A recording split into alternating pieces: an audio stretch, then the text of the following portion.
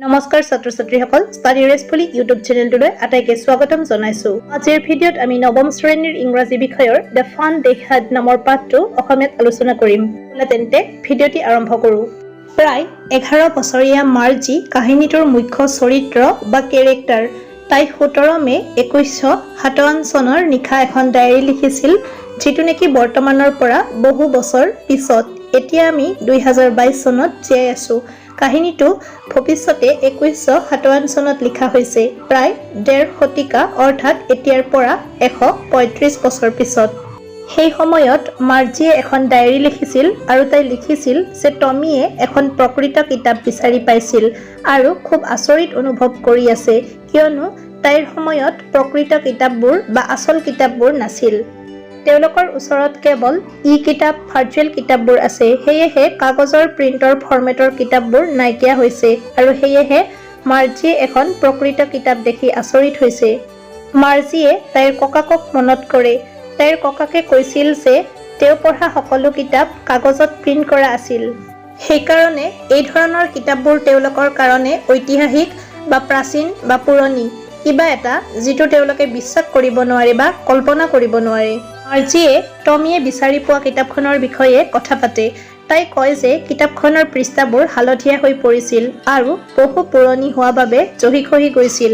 শিশুসকলৰ স্থিৰ হৈ অৰ্থাৎ কিতাপখনত ৰৈ থকা শব্দবোৰ পঢ়ি বৰ ধেমেলীয়া লাগিছিল। মৰমৰ ছাত্ৰ ছাত্ৰীসকল, স্থিৰ হৈ থকা শব্দ মানে কি বুজা? ইয়াৰ অৰ্থ হৈছে যিহেতু শব্দবোৰ পৃষ্ঠাত প্ৰিণ্ট কৰা হৈছিল, সেইবোৰ স্ক্ৰীনৰ আখৰৰ দৰে লৰচৰ কৰা নাছিল। আনহাতে মাৰ্জি আৰু টমিয়ে পঢ়া কিতাপবোৰ অনলাইন বা বুক আছিল, সেয়েহে বুকবোৰ স্ক্ৰীনখন লৰচৰ কৰাৰ লগে লগে পাঠটো আগবাঢ়ি থাকে। কিন্তু কাগজত প্ৰিণ্ট কৰা কিতাপবোৰ এনেকুৱা নহয়। এয়া শিশুসকলৰ বাবে খুব আচৰিত অভিজ্ঞতা আছিল। কাগজত প্ৰিণ্ট কৰা কিতাপ এখনৰ পাত এটা লুটিয়ালে একেধৰণৰ কথাই বাকীবোৰ পেজতো দেখা পোৱা যায়। বুকত স্ক্ৰীনখনৰ আখৰবোৰ সলনি হৈ থাকে, স্ক্ৰীন কিন্তু এখনেই, কিন্তু টেক্সটবোৰ বা লিখাবোৰ সলনি হৈ থাকে। সেইকাৰণে যেতিয়াই বেক কৰা যায় টেক্সটখিনি বেলেগ হোৱা দেখা যায়। টমিয়ে প্ৰিণ্টেড কিতাপখন ভাল পোৱা নাছিল। সি ভাবিছিল যে এয়া অপচয়, কিয়নো এবাৰ পঢ়া হ'লে কিতাপখন পেলাই দিব লাগিব। এখন কিতাপতে বিভিন্ন ধৰণৰ কাহিনী লিখা থাকিব নোৱাৰে।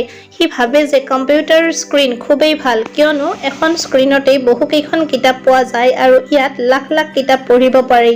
এটা নিৰ্দিষ্ট কাহিনী পঢ়াৰ পিছত স্ক্ৰীনখন আঁতৰাই দিয়াৰ প্ৰয়োজন নাই।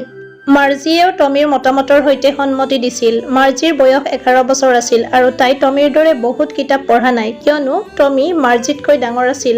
তেওঁৰ বয়স আছিল 13 বছৰ। মাৰ্জিয়ে টমিক সুধিছিল যে সি প্ৰিণ্টেড বুকখন ক'ত পাইছে। সি ক'লে যে ঘৰৰ ছালত বা ৰুফত সি কিতাপখন পাইছে। সি পঢ়াত ইমানেই ব্যস্ত আছিল যে তাৰ কিতাপখনৰ পৰা অইনফালে চাবলৈ অনুভৱ হোৱা নাছিল। মাৰ্জিয়ে সুধিছিল যে কিতাপখনৰ বিষয়টো কি। টমিয়ে কৈছিল যে কিতাপখন সম্পূৰ্ণৰূপে বিদ্যালয়ৰ ওপৰত লিখা। মাৰ্জিয়ে স্কুল শব্দটো বেয়া পাইছিল। তাই কৈছিল যে এই বিষয়ে লিখিব লগা কি আছে আৰু গোটেই কিতাপখন এখন স্কুলৰ ওপৰত লিখা হৈছে। মাৰ্জিৰ স্কুল হৈছে যন্ত্ৰ এটাত থকা এটা ভাৰ্চুৱেল শ্ৰেণীকোঠা।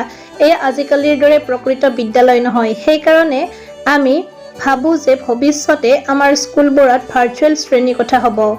ল'ৰা ছোৱালীক শিকাবৰ কাৰণে যন্ত্ৰ থাকিব। মাৰ্জিয়ে এই যন্ত্ৰটো ভাল পোৱা নাছিল, কিয়নো ইয়াত তাই জিঅ'গ্ৰাফীৰ পৰীক্ষা দিব লগা হৈছিল, যি খুব কঠিন আছিল আৰু তাই পৰীক্ষা বেয়া কৰিছিল। অৱশেষত তাইৰ মাকে ভাবিলে যে যন্ত্ৰটোত কিবা সমস্যা আছে আৰু সেয়া পৰীক্ষা কৰিবলৈ কাউণ্টি ইন্সপেক্টৰক ফোন কৰিছিল। হয়তো সেই সময়ত কাউণ্টি ইন্সপেক্টৰ এজন ব্যক্তি যিয়ে শিশুসকলৰ যান্ত্ৰিক শিক্ষকসকলক পৰীক্ষা আৰু মেৰামতি কৰে। তেওঁলোকে এইখিনিতে যান্ত্ৰিক শিক্ষকক পৰীক্ষা কৰিবলৈ অহা কাউণ্টি ইন্সপেক্টৰজনৰ বিৱৰণ দিয়ে। তেওঁক ৰঙা মুখেৰে এজন সৰু ঘূৰণীয়া মানুহৰ দৰে দেখা গৈছে। তেওঁ ডায়েল আৰু তাৰৰ সৈতে ভৰ্তি এটা ডাঙৰ বাকচ লৈ আহিছিল। এই মানুহজনে যন্ত্ৰটো মেৰামতি কৰিবলৈ লৈ গৈছিল। মাৰ্জিয়ে বিচাৰিছিল যাতে কম্পিউটাৰটো ভাল কৰিব নোৱাৰে।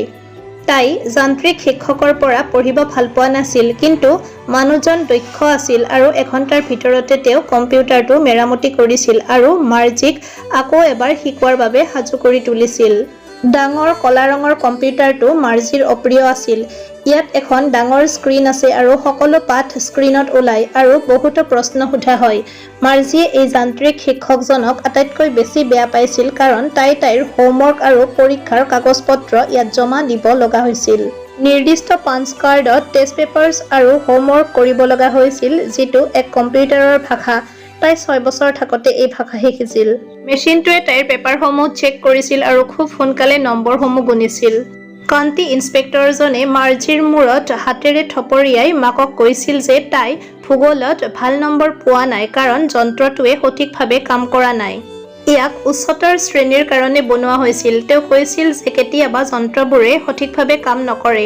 তেওঁ ইয়াক লেহেম কৰি 10 বছৰ বয়সৰ গতিত ছেট কৰিছিল। তেওঁ কৈছিল যে মাৰ্জিয়ে ভালদৰে শিকি আছে। তেওঁ আকৌ মাৰ্জিৰ মূৰটোত থপৰিয়াই তাইক উৎসাহিত কৰে। মাৰ্জি সুখী নাছিল কিয়নো তাই যন্ত্ৰটোৰ পৰা পঢ়িব নিবিচাৰিছিল। তাই আশা কৰিছিল যে ইন্সপেক্টৰে কম্পিউটাৰটো লগত লৈ যাব।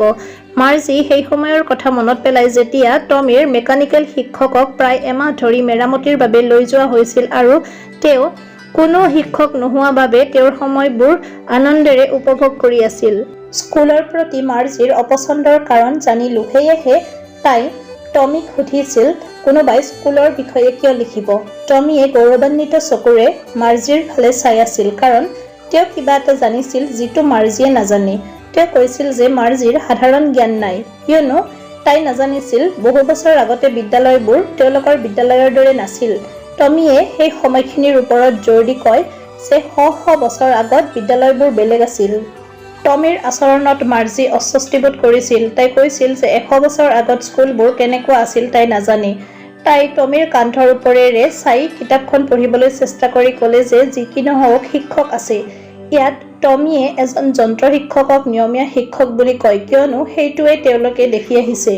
টমিয়ে কৈছিল যে যন্ত্ৰই নহয় মানুহে তেওঁলোকক শিকাইছিল। মাৰ্জিয়ে বিশ্বাস কৰিবলৈ টান পালে কিয়নো সিহঁতে সদায় যন্ত্ৰ শিক্ষক দেখি আহিছে। টমিয়ে কয় যে শ্ৰেণীত শিকোৱা মানুহজনে শিক্ষাৰ্থীসকলৰ সৈতে বহুতো কথা পাতিছিল, তেওঁলোকক হোমৱৰ্ক দিছিল আৰু তাৰ পিছত তেওঁলোকক যান্ত্ৰিক শিক্ষকৰ দৰে বহু প্ৰশ্ন সুধিছিল। মাৰ্জিয়ে কৈছিল যে এজন মানৱ শিক্ষক যন্ত্ৰ শিক্ষকৰ দৰে বুদ্ধিয়ক নহয়। টমিয়ে মাৰ্জিক মানৱ শিক্ষককো কোনোফালে কম বুলি ভাবিব মানা কৰিছিল। তেওঁ কৈছিল যে শিক্ষকসকলে শিকাবলৈ যোৱা নাছিল, তাৰ সলনি বিদ্যালয় আছিল আৰু ল'ৰা-ছোৱালীবোৰে বিদ্যালয়লৈ গৈছিল। মাৰ্জি আচৰিত হৈ সুধিছিল যে সকলো শিশুৱে একেটা কথা শিকিছিল নেকি। টমিয়ে কৈছিল যে সকলো শিশুৱে একে বয়সৰ হ'লে একেটা কথা অধ্যয়ন কৰিছিল। মাৰ্জিয়ে যন্ত্ৰ শিক্ষকৰ বিষয়ে কয়। মাৰ্জিৰ মাকে কৈছিল যে যন্ত্ৰটোৱে নিজকে নিৰ্দিষ্ট শিশু এটাৰ অধ্যয়নৰ স্তৰলৈ সলনি কৰিব লাগিব। প্ৰতিটো শিশুক তেওঁলোকৰ সামৰ্থ্যৰ ওপৰত নিৰ্ভৰ কৰি বেলেগ বেলেগকৈ শিক্ষা দিব লাগিব। টমিয়ে কৈছিল যে অতীতত এনেকুৱা নাছিল আৰু মাৰ্জিৰ ওপৰত বিৰক্ত হৈ কৈছিল যে তাই আৰু কিতাপখন পঢ়াৰ প্ৰয়োজন নাই। মাৰ্জিৰ কিতাপখনৰ বিষয়ে জানিবলৈ মন আছিল। তাই সেই বিদ্যালয়বোৰৰ বিষয়ে অধিক জানিব বিচাৰিছিল। তাই ভাবিছিল চাগে সেয়া আনন্দদায়ক আছিল। মাৰ্জি আৰু টমিৰ কিতাপখন আধা পঢ়া নহওঁতে মাকে তাইক মাতিছিল কিয়নো তাইৰ ভাৰ্চুৱেল ক্লাছত অংশগ্ৰহণ কৰাৰ সময় হৈছিল। মাৰ্জিয়ে কিতাপখন পঢ়ি ইমান ভাল পাইছিল যে তাই স্কুল শেষ হোৱাৰ পিছত টমিক পুনৰ কিতাপখন পঢ়াৰ বাবে লগ ধৰিলে। টমিয়ে তাইৰ প্ৰতি মনোযোগ নিদিবলৈ চেষ্টা কৰি কৈছিল যে সম্ভৱতঃ তাই কিতাপখন পঢ়িব পাৰে। টমিয়ে গৌৰৱ অনুভৱ কৰিছিল কাৰণ মাৰ্জি কিতাপখন পঢ়িবলৈ আগ্ৰহী আছিল। তেওঁ কিতাপখন তেওঁৰ বাহুৰ তলত লৈ নিজৰ ঘৰলৈ গুচি গ'ল। মাৰ্জি তাইৰ বিদ্যালয়লৈ গ'ল। নেক্সট ৰুমত তাইৰ ভাৰ্চুৱেল ক্লাছৰুমটো আছিল। মাৰ্জিৰ কাৰণে এজন যন্ত্ৰ শিক্ষক আছিল। এয়া চলি আছিল আৰু তাইক শিকাব আৰম্ভ কৰাৰ বাবে অপেক্ষা কৰি আছিল। মাৰ্জিৰ জীৱন যান্ত্ৰিক হোৱাৰ বাবে ঠিক এটা যন্ত্ৰৰ দৰে তাই গধুৰভাৱে উশাহ এৰিছিল। তাইৰ শ্ৰেণীকোঠাত কোনো ধেমালি নাই। মাৰ্জিয়ে তাইৰ ককাদেউতাই তাইক কোৱা কাহিনীটোৰ কথা ভাবে। তাইৰ ককাদেউতাই তাইক কয় যে তেওঁ ল'ৰাকালত স্কুললৈ গৈছিল। তাই সেই জীৱনটো মনত পেলাইছিল। যেতিয়া মাৰ্জিয়ে জানিব পাৰিলে যে অতীতত শিশুৱে স্কুললৈ গৈছিল, তেওঁলোকে একেলগে বহিছিল, বিদ্যালয়ত উপভোগ কৰিছিল, তাই এই বিষয়ে কৌতূহলী হৈ পৰে আৰু বিদ্যালয়লৈ যাব বিচাৰে। মাৰ্জিয়ে অনুভৱ কৰে যে স্কুলত তেওঁলোকে একেই হোমৱৰ্ক পায় আৰু তেওঁলোকে ইয়াক আলোচনা কৰিব পাৰে, লগতে সহায় ল'ব পাৰে। সেয়েহে সকলো শিক্ষাৰ্থী বন্ধু হৈ পৰে আৰু এক আমোদজনক ধৰণে অধ্যয়ন কৰে। তাই এইটো বৰ আচৰিত পাইছিল যে শিক্ষকসকল মানুহ আছিল যিয়ে তেওঁলোকৰ আৱেগবোৰো বুজি পায়। মাৰ্জিয়ে তাইৰ হোমৱৰ্ক স্লটত ইনচাৰ্ট কৰি দিয়াতে অৰ্থাৎ সুমুৱাই দিয়াৰ লগে লগে যন্ত্ৰটো পাঠৰ সৈতে আৰম্ভ হ'ল। লেখকে কাহিনীটো দ্য ফান দে হেড পাঠটোৰ টাইটেলৰ সৈতে সমাপ্ত কৰে। অৰ্থাৎ শিক্ষাৰ্থীসকলে প্ৰকৃত বিদ্যালয়লৈ যোৱাৰ সময়ত যি ধেমালি কৰিছিল। মাৰ্জিয়ে কেৱল অতীতত পঢ়া ল'ৰা-ছোৱালীবোৰৰ বিষয়ে চিন্তা কৰি আছিল যিসকলে বিদ্যালয়লৈ গৈছিল আৰু পঢ়া-শুনা উপভোগ কৰিছিল। ভিডিঅ'টি এইখিনিতে শেষ হ'ল। চাই ভাল লাগিলে লাইক কৰিবা, চেনেলটো ছাবস্ক্ৰাইব কৰিবা আৰু কিবা বুজি নাপালে তলত কমেণ্ট বক্সত কমেণ্ট কৰি সুধিবা আৰু লগতে বন্ধু-বান্ধৱীসকলৰ লগত শ্বেয়াৰ কৰিবা। থেংক ইউ ফৰ ৱাচিং।